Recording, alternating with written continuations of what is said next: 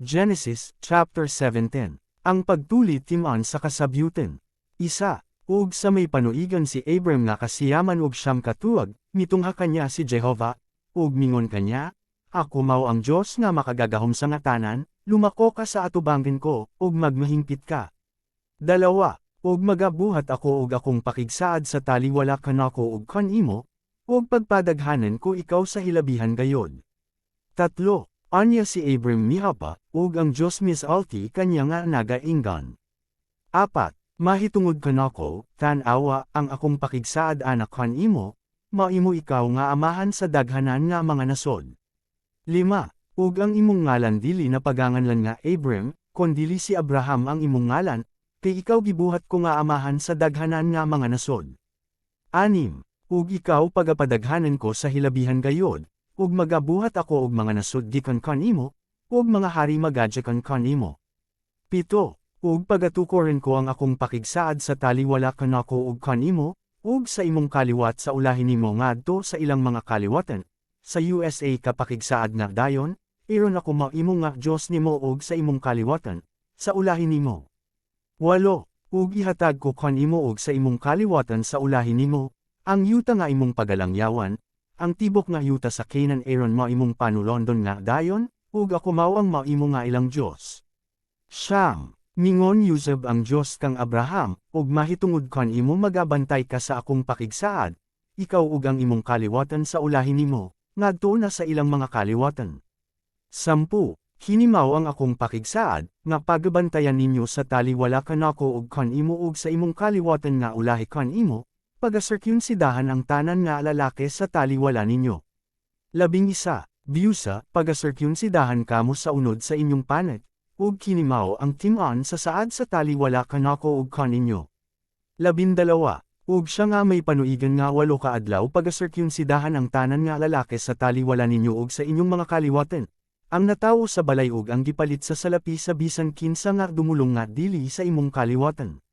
13, kinahanglan nga sirkyunsidahan ang natawo sa imong balay, ug ang pinalit sa imong salapi, ug ang akong pakigsaad ana sa inyong unod sa isa ka pakigsaad nga walay katapusan. 14, ug ang lalaki nga walay circumcision nga wala pa circumcidahin niya ang unod sa panet niya, kadtong toohan na pagapapasan sa iyang lungsod, siya naglapat sa akong pakigsaad. 15, mingon Yuseb ang Diyos kang Abraham, mahitungod kang Saray nga imong asawa, dili mo siya pagahinganlan nga Saray, kondili si Sara na ang iyang ngalan. 16, ug siya pagapanalanginan ko, ug pagahatagan ko Yuseb ikaw ug anak nga lalaki gikan kanya, oo, siya pagapanalanginan ko, ug siya maimo nga inahan sa mga nasod, mga hari sa mga kalungsoren magadyakan kanya. 17, anya si Abraham mihapa ug mikatawa, ug mingon sa iyang kasing-kasing, sa lalaki nga may panuigan nga isa kagatos katuwag matawo pa ba ang anak nga lalaki?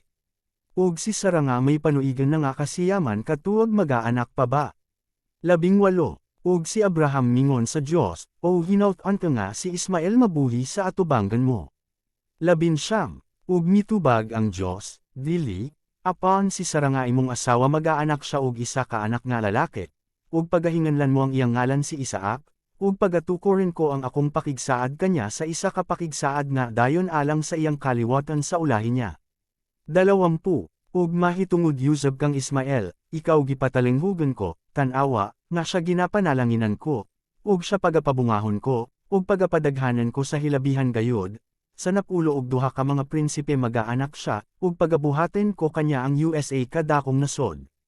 21, apan pagatukorin ko ang akong pakigsaad kang Isaac nga iganek ni Sara kanimo nining panahon na sa tuwag mga mosunod.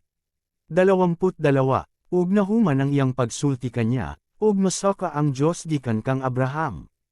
23, anya si Abraham makuha kang Ismael nga iyang anak ug sa tanan nga mga ulipan nga natawo sa iyang balay, ug sa tanan nga mga pinalit sa iyang salapi, ug sa tanan nga lalaki nga mga tawo sa balay ni Abraham, ug gisirkyunsidahan niya ang unod sa ilang panet na yadtong maong adlawa, sumala sa giinggan kanya sa Dios.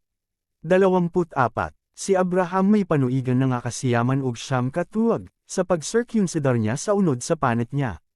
25, ug si Ismael nga iyang anak may panuigan na nga napulo ug tulo katuwag sa pag-circumcidar sa unod sa panet. 26. Sa maong adlaw gisirkunsidahan si Abraham ug si Ismael nga anak niya. 27. Ug ang tanan nga mga lalaki sa iyang balay, ang natawo sa iyang balay, ug ang pinalit sa salapi sa dumulong, gisirkunsidahan sila uban kanya.